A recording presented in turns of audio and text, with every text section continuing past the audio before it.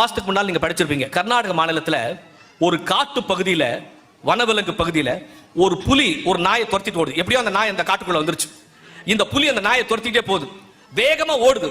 இந்த புலிக்கு பயந்து நாய் ஓடும் போது அங்க அந்த வனவிலங்கு காவலர்களுக்குன்னு ஒரு கழிவறை இருக்கு.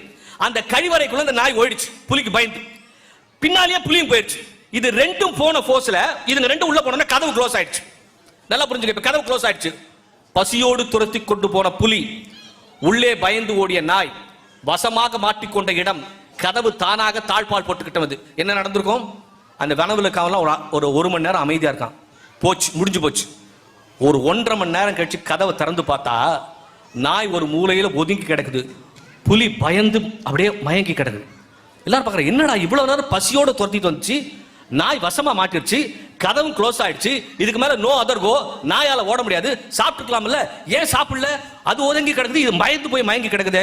அப்ப வனவிலங்கு ஆய்வாளர்கள் சொல்றான், சார், ஓப்பன் காட்டுல புலி வீரமா வேட்டையாடும்.